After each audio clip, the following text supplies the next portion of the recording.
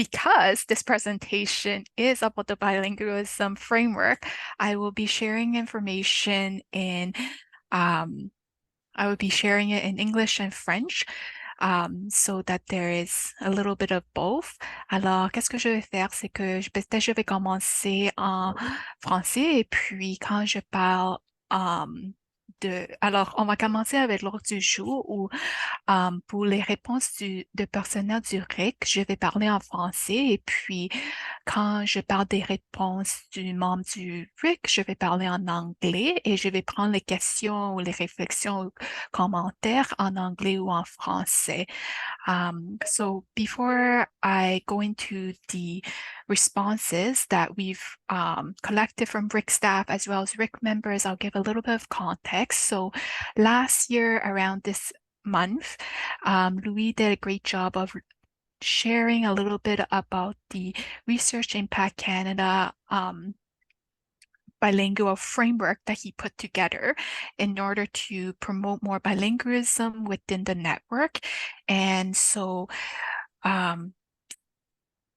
in August, we've collected in August and September, around that, like recently, we've collected data from both RIC staff and RIC members on how they felt certain actions were taken in order to promote bilingualism within the network. So I love interactions. So if you have your phone or if you have your laptop or if you're on a laptop to join this virtually, please feel free to pull out your device and join me at slido.com. Given that it's 30 minutes, there's only a few questions, not a lot, but I hope you'll have fun engaging in these presentations as well. So if I'm going too fast, feel free to let me know. Si vous avez besoin un peu de moment pour ajouter ce numéro 1122782, n'hésitez pas à me faire savoir. Sinon, je vais aller à la prochaine diapositive. Merci. Alors, pour commencer, je vais parler des résultats qu'on a reçus des personnels du RIC. Alors, pour commencer, je voudrais juste demander une question à vous. Quand vous recevrez une invitation pour une réunion ou un événement de RIC, quelle sorte d'activité est-ce que vous avez constaté avant cet événement? Par exemple, est-ce que vous voyez que cette invitation est en français, en anglais, ou est-ce que vous voyez que cette invitation indique que oh, okay, as you press the different buttons, it'll change the sentence order based on which one's taller. So which one that has more. So je vais vous laisser choisir. Si vous avez des questions, n'hésitez pas à me faire savoir. If you have any questions, feel free to let me know. I'll give you a few minutes to answer it. Thank you. Merci.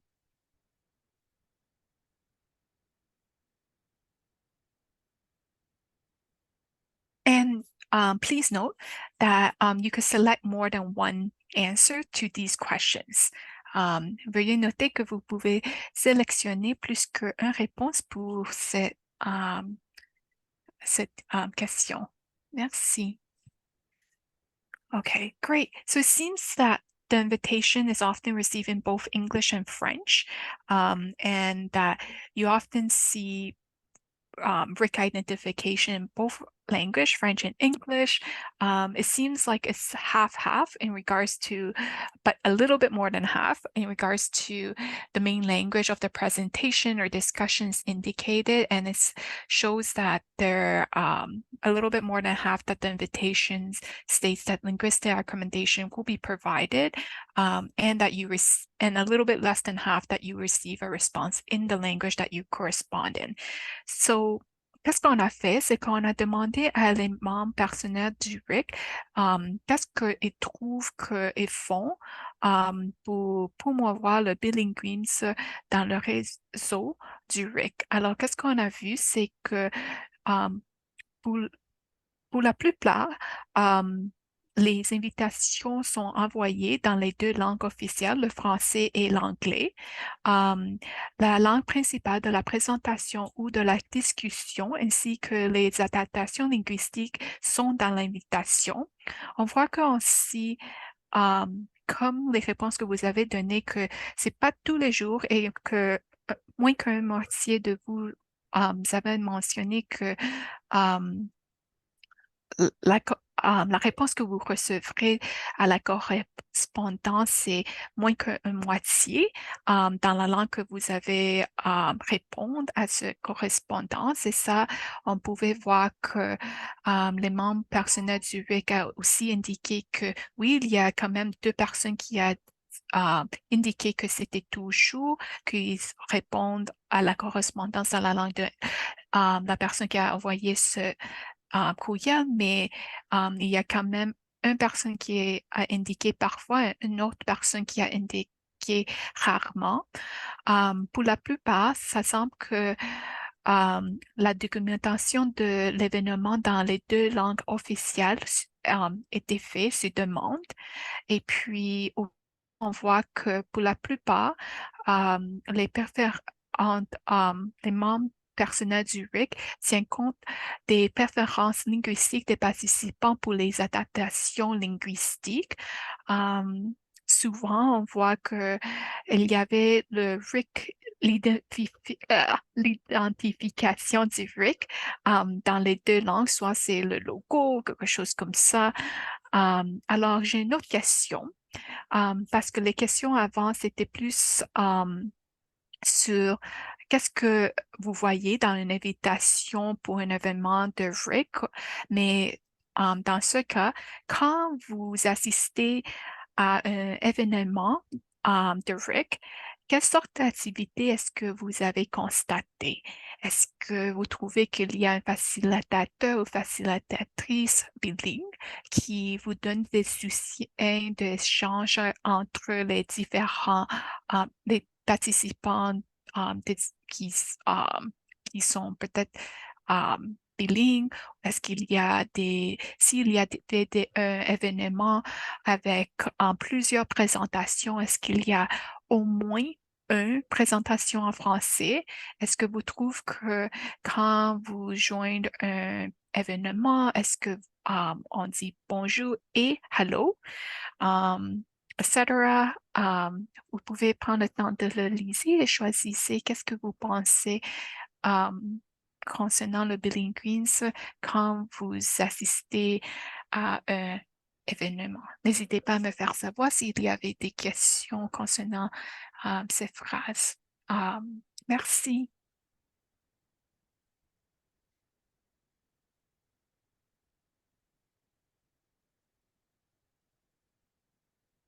Perfect. Thanks for your participation. So great. I see a few more answers coming in. So maybe I'll wait a few more moments. But thank you so much. It really gives us a better insight into when you do attend events, which of the following activities you notice in terms of promoting bilingualism within the network.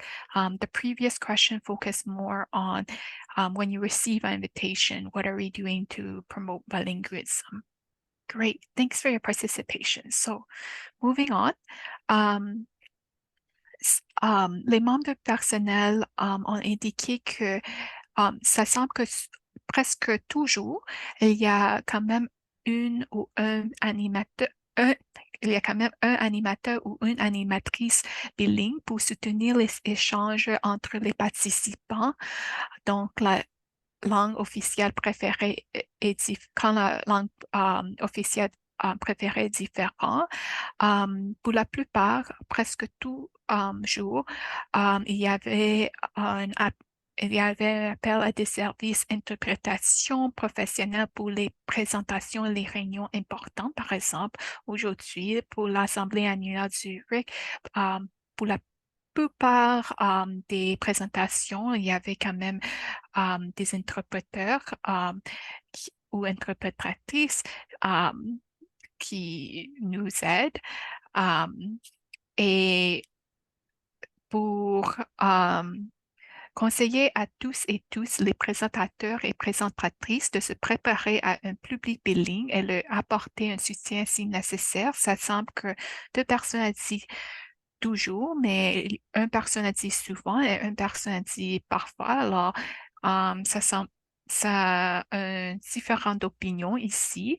Et il semble que c'est euh, parfois, rarement, où c'est non, c'est pas applicable que un événement, s'il s'agit d'un événement avec plusieurs en présentation, il n'y a pas une présentation en français euh, pour garantir la diversité linguistique. Alors, c'est quelque chose qu'on devait essayer de faire un effort pour rendre les présentations plus divers concernant la linguistique de les deux langues officielles.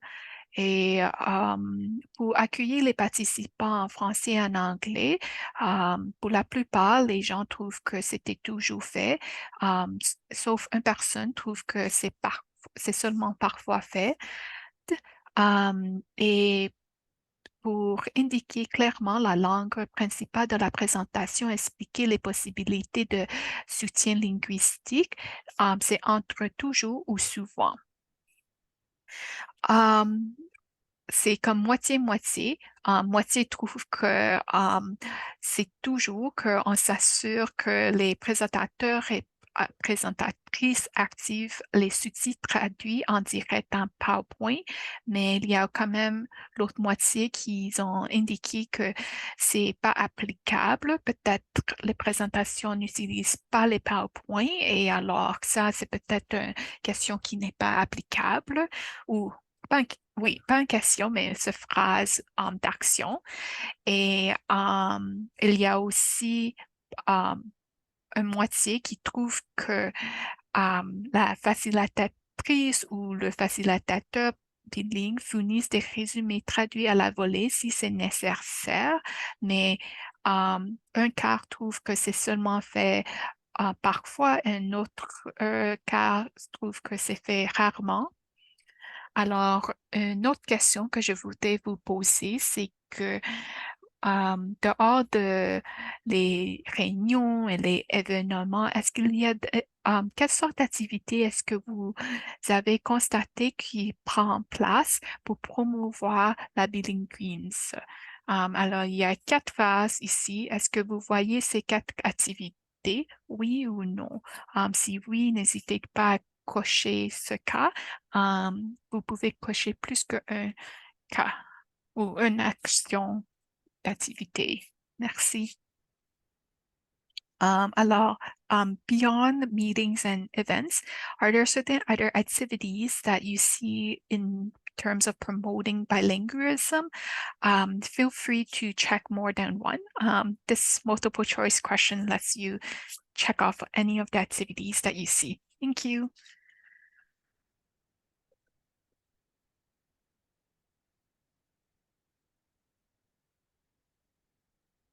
Perfect. Thanks for your participation.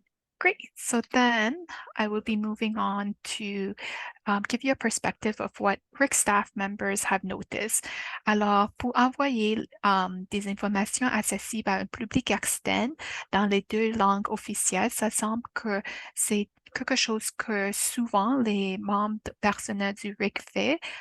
Et un a remarqué que il ou elle se fait ça toujours pour fournir des informations dans la langue de leur choix. Si une personne les demande en anglais ou en français, c'est fait, la moitié a indiqué que c'était fait toujours et une personne a indiqué que c'était souvent fait et une autre personne a indiqué que c'était seulement fait parfois. Et pour publier des offres d'emploi en anglais et en français, une personne a indiqué que c'était fait toujours et une personne a dit que c'était fait rarement et deux personnes a mentionné que um, c'était une activité pas applicable. Peut-être la raison pour cela, c'était pas une de leurs responsabilités dans leur rôle et pour la la question finale, une personne a indiqué que dans les offres d'emploi, que le bilinguisme est une qualification souhaitable ou une exigence essentielle selon le poste. C'était fait toujours et une personne a dit que c'était souvent fait et deux personnes ont indiqué que c'était pas applicable. Alors peut-être les deux personnes qui ont indiqué que c'est pas applicable, euh, la- c'est parce que c'était pas un de leurs responsabilités dans leur rôle. Alors, pour le moment, on va voir qu'est-ce que sont les résultats que les membres du RIC mentionnés. Um, theref- so now we will dive into the result of what RIC members have provided based on the survey that was sent in August.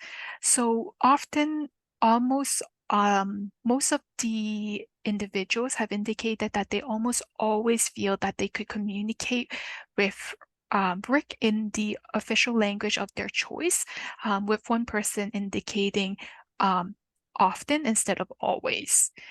And likewise, in this question, almost all RIC members have indicated that who participated in this survey have indicated that they could always participate in the activities offered by RIC in their preferred language, which may include support from a bilingual facilitator or professional interpretation service for key meetings and events when necessary, with one person also indicating often.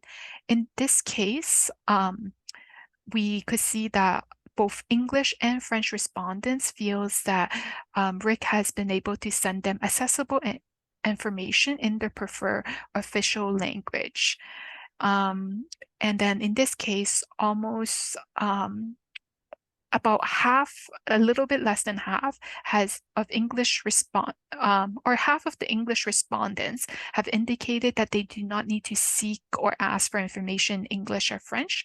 And one person indicated that they never, and around three people, two English respondents and one French respondent has indicated that this question is not applicable.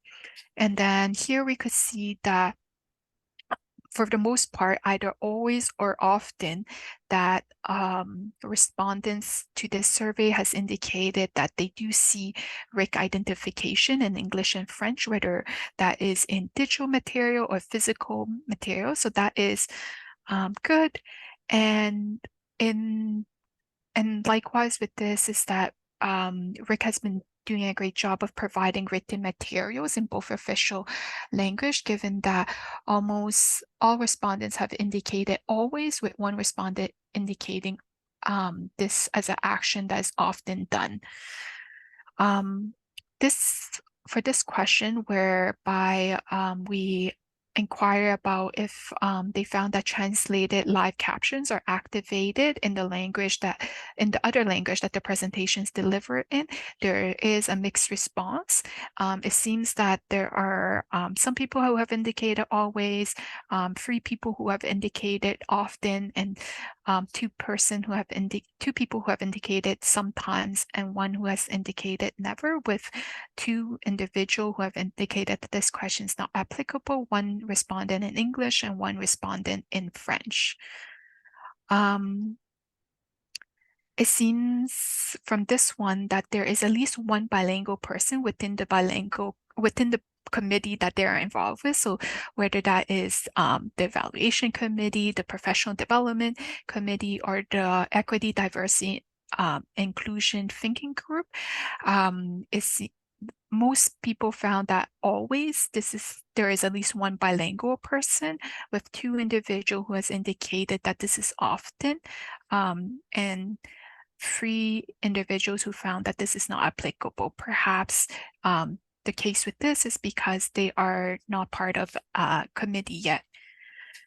So in terms of job advertisement, it seems that they found that job advertisement are always posted in English and French. Both English and French respondents found that. And then for job in terms of noting whether bilingualism is considered a desirable qualification or a key requirement, depending on the position. Almost all of the respondents find that this is the case, with all of the French responding finding that that this is the case, with 6 of the English responding finding that as always the case, with only 2 individuals who have indicated that this is not applicable. So now I would like to engage you again in Slido, so that I would love to learn more about how do you think RIC can help you strengthen your bilingual capacity to promote bilingualism within the network.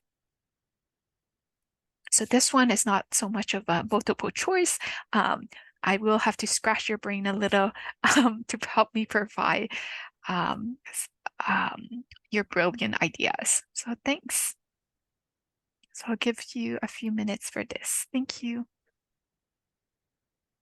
And feel free to enter your response either in English ou en français. Les deux marchent. Merci. Thank you.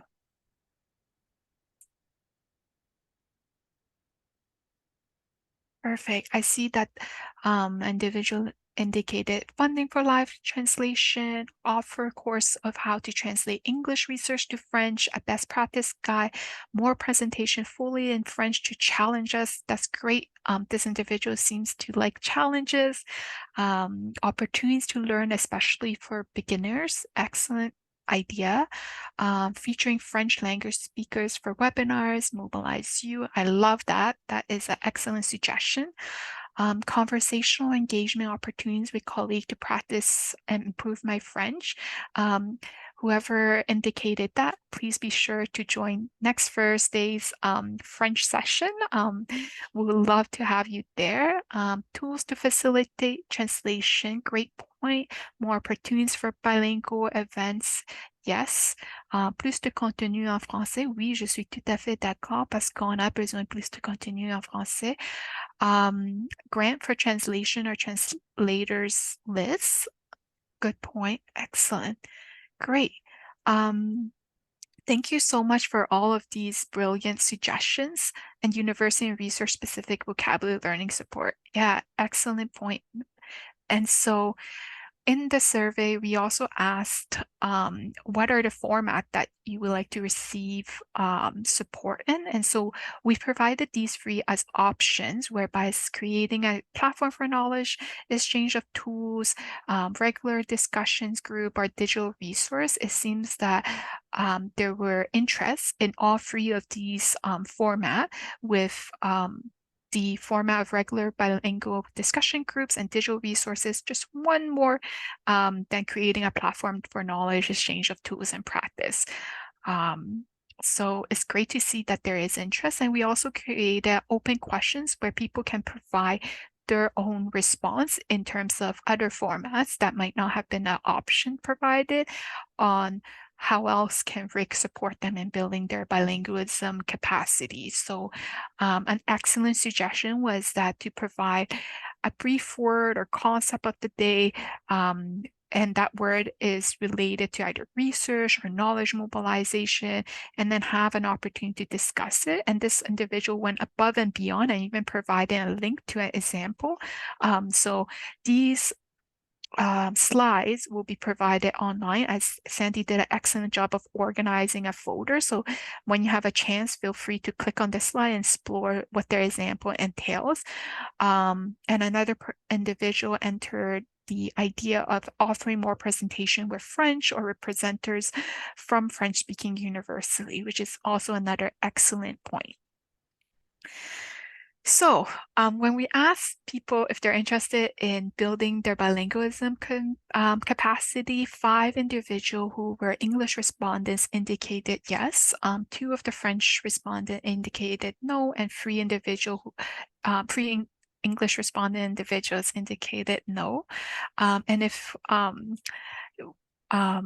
we when we asked if they would like to be part of the bilingualism committee, one person said yes, thank you to the individual, and we'll be reaching out to you. But if any of you who are attending today's annual meeting and are super excited after learning about the results and what are the potential ways to further engage, promote bilingualism into the committee, to the network, and you're interested in joining the committee, please feel free to send me an email. I'll be more than happy to hear from you, because we do need more members as part of the bilingualism committee. Thank you, merci. Questions, réflexions, commentaires, questions, thoughts, comments. Thank you.